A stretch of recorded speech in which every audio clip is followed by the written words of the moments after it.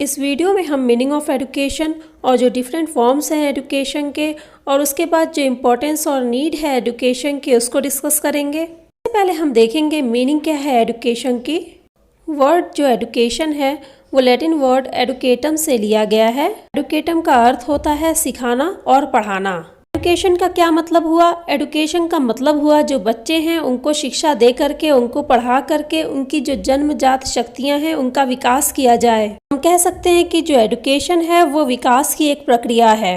Narrower meaning of education, शिक्षा जो है उसका संकीर्ण रूप में अर्थ क्या होता है? संकीर्ण या तंग रूप में अगर हम शिक्षा का अर्थ देखें तो शिक्षा का मतलब होता है स्कूल के अंदर दी जाने वाली शिक्षा। इसमें पहले से ही डिटरमाइंड एम्स होते हैं। उन एम्स को अचीव करने के लिए एक निश्चित समय में पहले से ही डिसाइडेड जो करिकुलम होता है वो टीचर मेथड ऑफ टीचिंग का इस्तेमाल करते हुए बच्चों के दिमाग में करिकुलम से रिलेटेड इंफॉर्मेशन को भरने की कोशिश करता है जिससे कि उद्देश्यों की प्राप्ति की जा सके।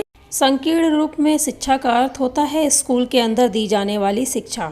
वाइडर मीनिंग ऑफ एजुकेशन, व्यापक रूप में शिक्षा का अर्थ क्या होता है? व्यापक रूप में जो शिक्षा होती है वो केवल ज्ञान देने की प्रक्रिया नहीं होती है, ये विकास की प्रक्रिया होती है। व्यक्ति की जो पर्सनैलिटी होती है उसके टोटल डेवलपमेंट की बात करती है। व्यापक रूप में शिक्षा के अंदर वो सभी अनुभव, वो सभी एक्सपीरियंसेस आते हैं जो व्यक्ति को जन्म से लेकर के मृत्यु डेथ तक प्रभावित करते हैं।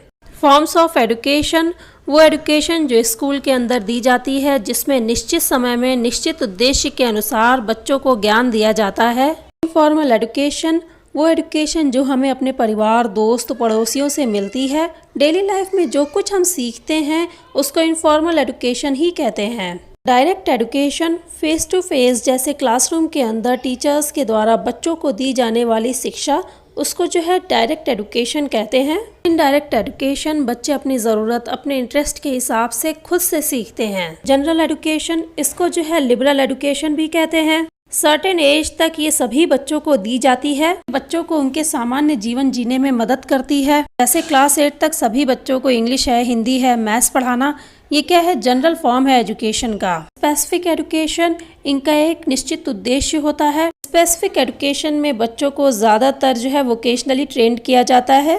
जैसे इंजीनियरिंग एजुकेशन, मेडिकल एजुकेशन, ये सब एग्जाम्पल है स्पेसिफिक एजुकेशन का। इंडिविजुअल एजुकेशन, हर बच्चे को उसके इंटरेस्ट और उसके नीड के अकॉर्डिंग अलग से एजुकेशन देना। कलेक्टिव एजुकेशन, ये ग्रुप्स में दी जाती है या फिर क्लासरूम के अंदर दी जाती है। Need and importance of education, education की क्या इम्पोर्टेंस है, क्या ज़रूरत है? Helps in all round development of the child, बच्चों के विकास डेवलपमेंट में मदद करती है। जब बच्चा जन्म लेता है तो वो किसी भी चीज़ से अवेयर नहीं होता है। जैसे जैसे वो फॉर्मल और इनफॉर्मल एजेंसीज मतलब परिवार, समाज और स्कूल से एजुकेशन प्राप्त करने लगता है तो उसका फिजिकल, मेंटल, इमोशनल और सोशल डेवलपमेंट होने लगता है। Education instil in a person a sense of maturity and responsibility, education की हेल्प से बच्चे अपने बड़ों की तरह जिम्मेदारी की भावना को विकसित करते हैं और अपने जीवन की सभी जिम्मेदारियों को पूरा करने की कोशिश करते हैं। Education drags person from darkness, misery and poverty, education लोगों को अंधेरे, दुख और गरीबी से बाहर निकालती है। अंधेरे से कैसे निकालती है? एजुकेटेड पर्सन अंधविश्वास पे यकीन नहीं करते हैं, हर उस ट्रेडिशन, कस्टम को फॉलो नहीं करते जो सही नहीं होते। एडुकेटेड पर्सन को अच्छी नौकरी मिलती है, समाज में इज्जत मिलती है, इस तरह से उसके दुख और गरीबी दूर होते हैं। Education makes man capable of solving life challenges, शिक्षा की मदद से मनुष्य अपने जीवन की आने वाली हर परेशानी, हर चुनौतियों का सामना कर लेता है। Person who will be a responsible citizen of the country, education के थ्रू एक जिम्मेदार नागरिक का विकास होता है जो अपने अधिकारों को भी समझता है और देश के प्रति अपनी जिम्मेदारियों को भी समझता है।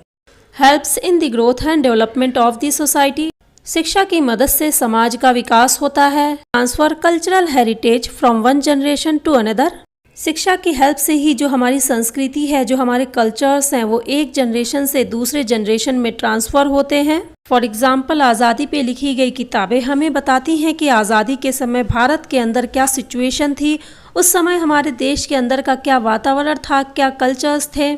इस वीडियो में जो मीनिंग है एजुकेशन की और जो इम्पोर्टेंस है उसको डिस्कस किया है।